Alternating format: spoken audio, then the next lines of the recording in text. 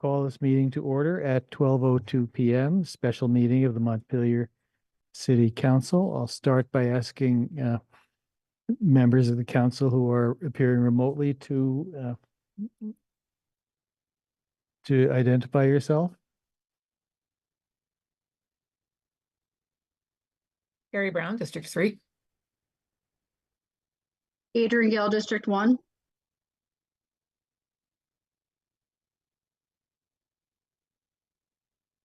Lauren Hurl, District 1. Okay.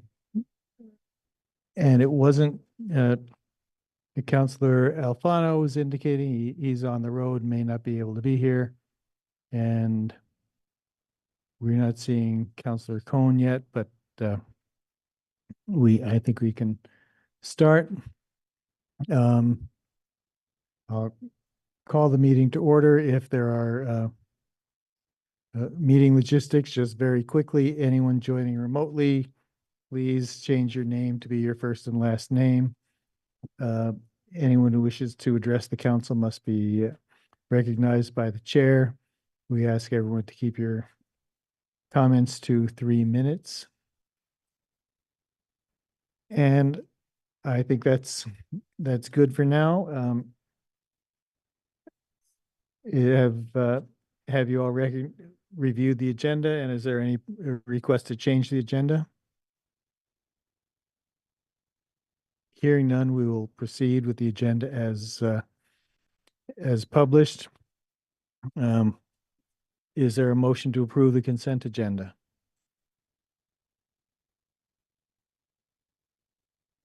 Move we approve the consent agenda.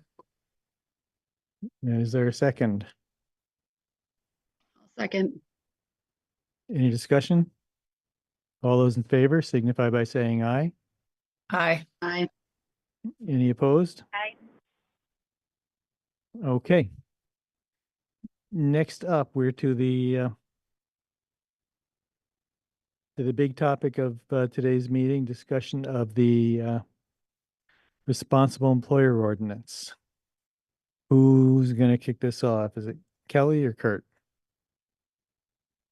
Kurt, take this one. Okay. I'm Kurt Monica, Public Works Director. So the intent today is just to provide council an overview of the ordinance. There's some new members since this was passed. I'm not asking for any formal action other than to decide whether or not you want to evaluate this further at a future public meeting. So I was just thinking, I'll be very quick, break this into 3 components. I'll provide a general overview of how wage rates work and when they apply, depending on the funding. Some of the potential impacts from our local responsible employer ordinance, and then a few suggestions on modifications to the ordinance that we've noted as we've gone through projects. So quick overview of how rates work. So the city's ordinance uses state prevailing wage rates. Kurt, I'm sorry, I need to interrupt you. I just realized I did not call out general business and appearances, and I just want to see if any member of the public wishes to address the council on any topic that's not on today's agenda. I didn't see anyone that looked like they would be here for that, but want to make sure we have that. Okay, seeing none, you can proceed. Thank you. Sure. So the city's ordinance uses state prevailing wage rates. Most of the federal funded projects that the city has are administered using Davis-Bacon wage rates. And those generally are EPA projects administered through the state revolving loan funds. And these wage rates are sort of based on the prevailing wages within regions in both cases. And then there's a fringe benefit, which is your vacation or insurance, things like that, other benefits that are added into the total compensation to the employee. So there are also different types of rates based on the type of work that's being done. So a flagger has to get paid one rate, where a laborer is another, a crane operator is a much higher rate. So every labor classification, every different type of work that an employee would be doing has an individual rate associated with it that needs to be paid for these projects. So the city ordinance applies to generally locally funded projects, but there are some federal programs which do not have wage rates identified through them. So these would also apply to those projects. And those are the ARPA funding. They don't have Davis-Bacon rates, so that would fall to the state rates through our ordinance, USDA and FEMA. The most recent project that we've done that has Davis-Bacon rates was the State Street Sewer Project, which was done last year.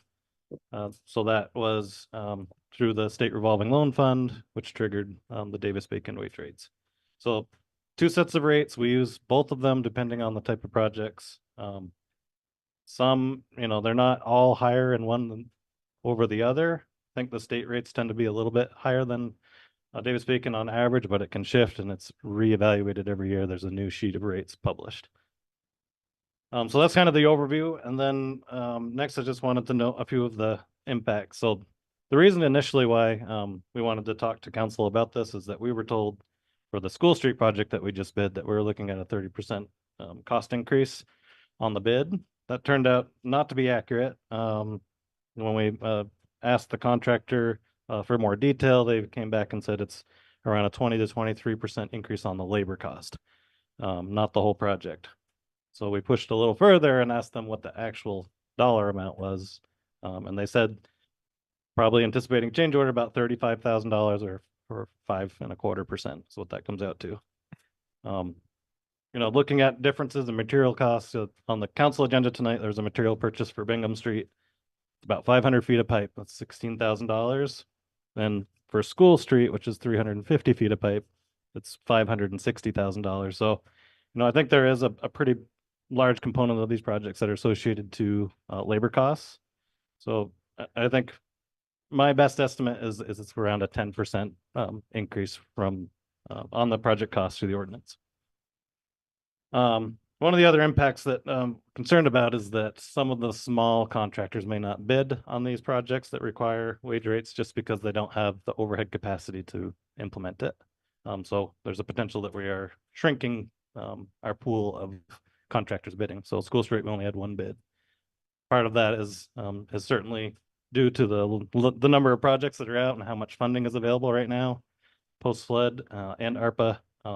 There's just a lot of work out there, so it's also difficult to get bidders. We have some challenging budgeting to do on the upcoming capital plan. We talked about that today. We're working on a citywide equipment plan. We've got a lot of deferred equipment. The pavement condition is pretty low because we have not been able to fully fund pavement projects. And we did reduce 1 DPW union position this year due to the budget, which prevents us from being able to fully support the capital plan. So we have a difficult capital plan to put together this October. And we have a few pretty major projects that this ordinance will apply to. It's about $23 million between the Water Resource Recovery Facility project, the biosolids dryer, and East State Street. That's a USDA funded project, which does not have wage rates associated with it. So this ordinance would apply to those projects. And looking at sort of the state wage rates, I think building projects have probably a bigger financial impact than pipeline projects like School Street. Is so it that because the material is a bigger percentage of pipeline projects? Well, it's more that the rates associated with specialty contractors, electricians, and form workers, those are much higher rates than, say, laborers or pipe installers. Okay, gotcha. Yeah, that's fine. So that's kind of the just potential impact summary. And then finally, just a few issues that we've noted with the ordinance that we think could be improved. One is it's the way the ordinance is written is that if it's a project over $200,000, that the rates would apply. It's really difficult, especially now in our current climate, to know what the project cost is going to be until we bid it. So there's kind of two ways we could approach that. One is we could base it off the engineer's estimate prior to bidding. Or we can put in language, and this is kind of what we've been doing, but it has the risk of causing some confusion, is basically put in the contract that if you bid over 200,000, you comply with the state wage rates. If you don't, then you don't have to. And that's kind of how we've been doing it. But I guess my suggestion would be to base it on the engineer's estimate. The other thing is there's not a provision within the ordinance to allow staff to utilize the Davis-Bacon rates, the state funded rates, when they're required in order to be eligible for the funding. So we have gone under the assumption that it was not the intent of council to prevent us from being able to get federal funds. So we have been putting in Davis-Bacon rates when the funding applies or requires it, but it's not in the ordinance, so that should be added. Another thing to consider is to adopt the Davis-Bacon rates as opposed to the state rates, and then everything would be consistent. We would always be using the same set of rates rather than going back and forth between the two.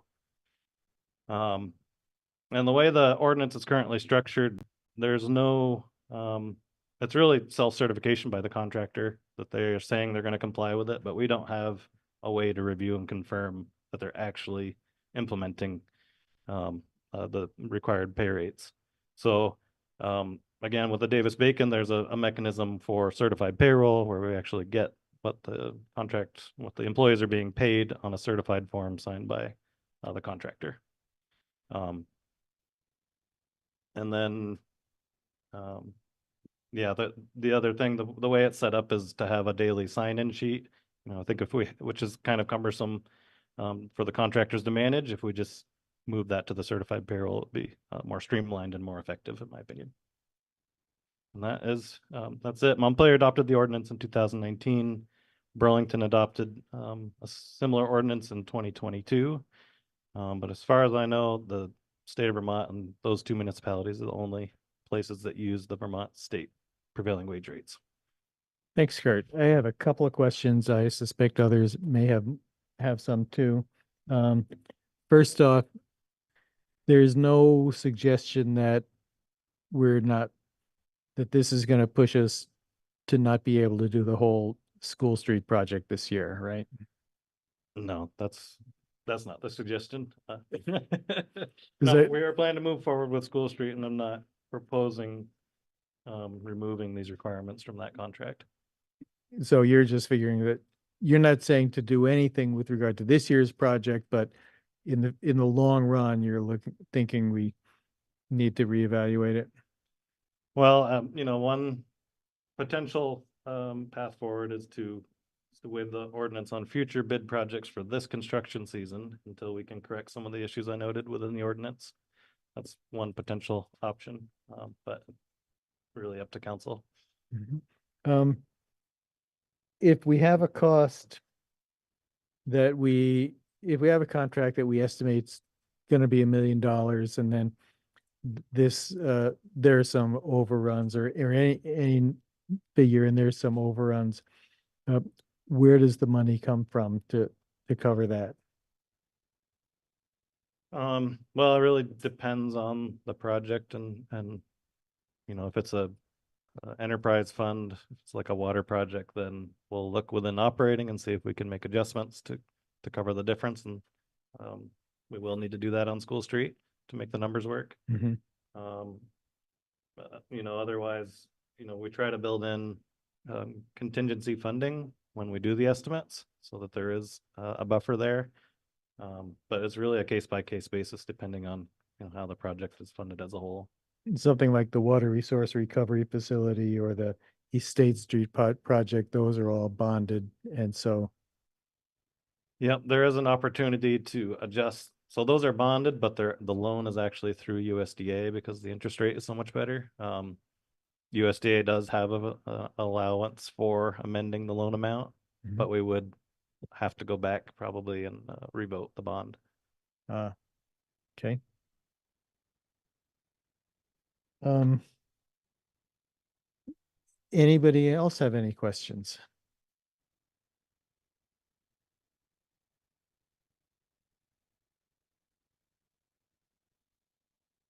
Ken, yeah.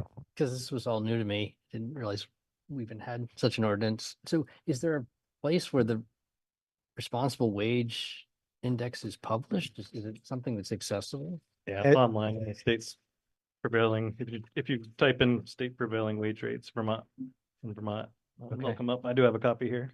As it happened, there's a new set in effective today because it's July 1st and the city manager sent it to all of us, I think, this morning, but Oh, that's, really? I'm- but there's a lot that's come out this morning, but Hmm. but yeah, I looked at it and it doesn't really, without knowing all the other stuff about construction costs, it's kind of meaningless to me, but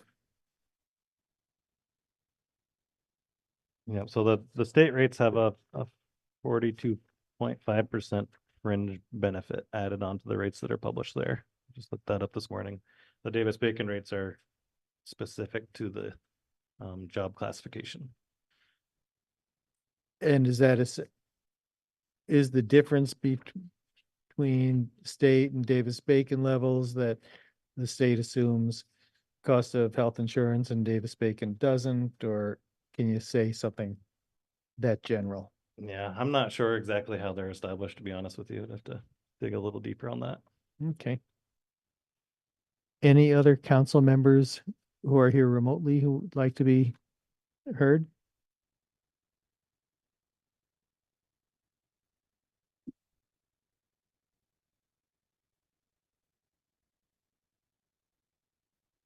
Not seeing any hands raised, so you're not the only proposal that you're asking for today is that we schedule this for a future council meeting. And I'm not talking about the next special council meeting we have next week, but a future council meeting to take a more of a bigger picture look at this. Yeah, I think the question was, is that something council wants to do to hold this at the next regular? I mean, ideally at the next one, if there is interest in potentially waiving this for this construction season, Right, which would be July 17th. correct? Then the next regular council meeting. Um, council members, do we have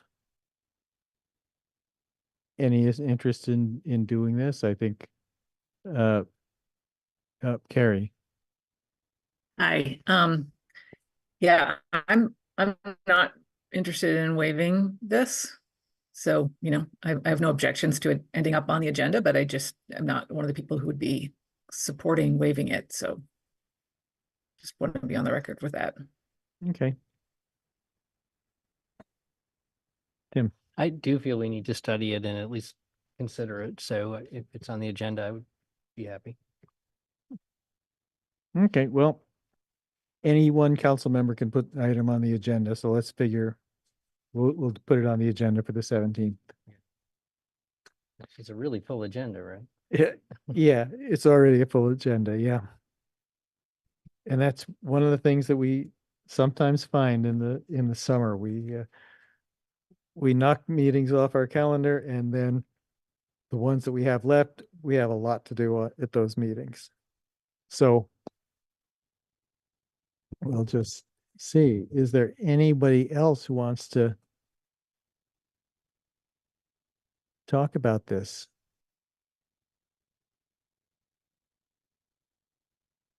I'm not seeing any other hands, and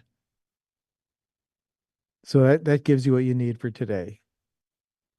Yes, thank you. Okay. And I don't see any other business. Is everybody happy with adjourning? Okay. And we will be in adjournment at 12:22 PM. Thanks, everybody. Thanks.